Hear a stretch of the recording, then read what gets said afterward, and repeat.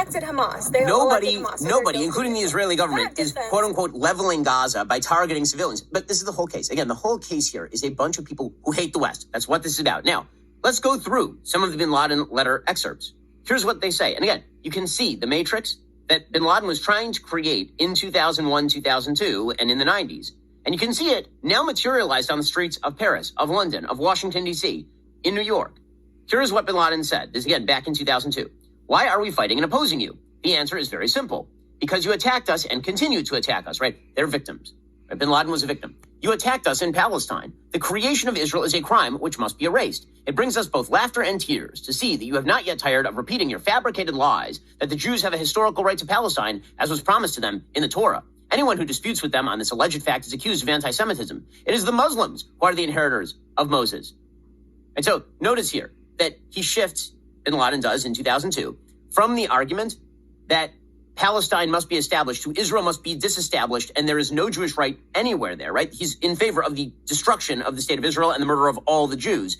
And all these people in the streets today, they agree. This is why they are chanting, from the river to the sea, Palestine must be free. Bin Laden continues, under your supervision, consent, and orders, the governments of our countries, which act as your agents, attack us on a daily basis. These governments prevent our people from establishing the Islamic Sharia, using violence and lies to do so. So again, Westerners, particularly Western leftists, they read that and they say, oh, well, there are a lot of tyrannies over in the Middle East. But bin Laden is calling for the establishment of Islamic Sharia. He's calling for the establishment of an Iranian-style theocracy. Does the Western left care about that? Of course not, because again, what the Western left holds in common with bin Laden is a hatred for the West. That is the thing that matters. Bin Laden continues, it is commanded by our religion and intellect that the oppressed have a right to return the aggression. Here's that matrix, the oppressed, oppressor matrix that all of this is dependent on. Do not await anything from us but jihad, resistance, and revenge. The American people have the ability and choice to refuse the policies of their government and even to change it if they want. The American people cannot be innocent of all the crimes committed by the Americans and the Jews against us, which is his excuse for killing massive numbers of civilians in the World Trade Centers and at the Pentagon. Right? That is the reason why bin Laden did that. He says, it is saddening to tell you that you are the worst civilization witnessed by the history of mankind. The Jews have taken control of your economy. You have destroyed nature with your industrial waste and gases more than any other in history. Despite this, you refuse to sign the Kyoto Agreement. That, of course, at the time was bin Laden's attempt to cudgel the proto-Greta Thunbergs of the world into line. Your law is the law of the rich and wealthy people who hold sway in their political parties and fund their election campaigns with their gifts. Behind them stand the Jews who control your policies, media, and economy. You hear echoes of that on both the entire radical left, the AOC wing of the Democratic Party, and in the isolationist right. Bin Laden says, you have used your force to destroy mankind more than any other nation in history. The freedom and democracy that you call to is for yourselves and for the white race only. That's the appeal to Black Lives Matter. Proto-Black Lives Matter, because this is 20 years before that. What happens in Guantanamo is a historical embarrassment to America and its values, and it screams into your face, you hypocrites. What is the value of your signature on any agreement or treaty? So, what's the appeal of all this? The answer is really obvious. Bin Laden is expressing the ideology of the current barbaric coalition dedicated to destroying the West. Which is why the current barbaric coalition dedicated to destroying the West, on stumbling on bin Laden's writings, is finding a new hero. Why wouldn't young people love his words? They've all been taught his precepts at their universities. All of them except the part about Sharia law and killing all the gay people and not being able to have sex with whoever you want. But they can put all that aside because, anti-Western solidarity is the important thing. The oppressed class must come together to destroy the oppressors. That's what's behind the TikTok trend. China, of course, is pushing it because China hates the West. And China is, of course, running TikTok. And young people are pushing it because we have trained in the West an entire generation of young people to despise their own civilization. That is on us as a culture.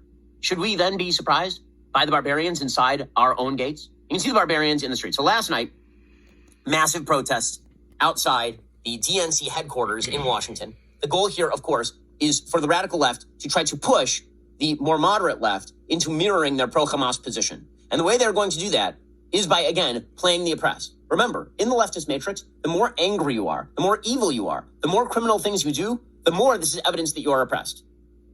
Now, in reality, it's the opposite. The reality is that actions of evil, criminal actions, for example, violent actions, they tend to make you poorer. They tend to make your life worse. But because the left doesn't believe in personal responsibility at a core level, they believe that basically life is a thing that happens to you. Because of that, when they see somebody who is poor and angry, it's that the poverty is causing the anger, not that the anger is causing the poverty. And so when you have protesters in the streets who are getting violent, the left's almost immediate response very often is to say, well, those people must be angry for a reason. And the reason is because we need to make concessions to those people. That is the purpose of having these violent protests. So last night, according to the Associated Press, police and protesters clashed outside the DNC headquarters during a demonstration for a ceasefire in the war between Israel and Hamas, the latest reflection of boiling tensions over the bloody conflict. By the way, the only boiling tensions are coming from one side. And literally the day before, there was a giant 300,000 person rally on the Washington Mall, pro-Israel rally, peaceful, loving, American flags, zero violence. Zero. That was not a boiling crowd. The boiling crowds are the ones in London who are assaulting police officers. The boiling crowds were the ones last night who were assaulting police officers. I'm old enough to remember when that was considered a bad thing, like on January 6th. Now it's considered, just kind of de rigueur. Scores of Democratic representatives and candidates, including House Minority Leader Hakeem Jeffries, were inside the building for a campaign reception when it was interrupted by chanting outside. Protesters said they wanted to block entrances and exits to force politicians to encounter their candlelight vigil. However, the situation swiftly evolved. Capitol Police said about 150 people were illegally and violently protesting in the Capitol Hill neighborhood of Washington. Protesters then blamed police for the violence. Here is what it looked like as these crazed leftists and their radical Muslim allies decided that they were going to attack the front of the DNC building.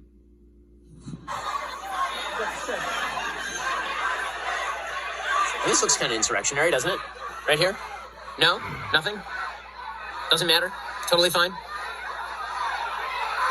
Just going to point out at this point that this is not covered pretty much at all in the mainstream media. It is buried in the mainstream media. Now, if you imagine pro-Israel protesters outside the DNC calling for more support for Israel, attacking police officers, do you think that might make the front pages literally everywhere? The answer, of course, is yes. When you see a violent protest outside the DNC, and it's by left-wingers, it's considered normal. Again, that oppressor-oppressed matrix is so strong. They have no systemic immunity to it at all. The Capitol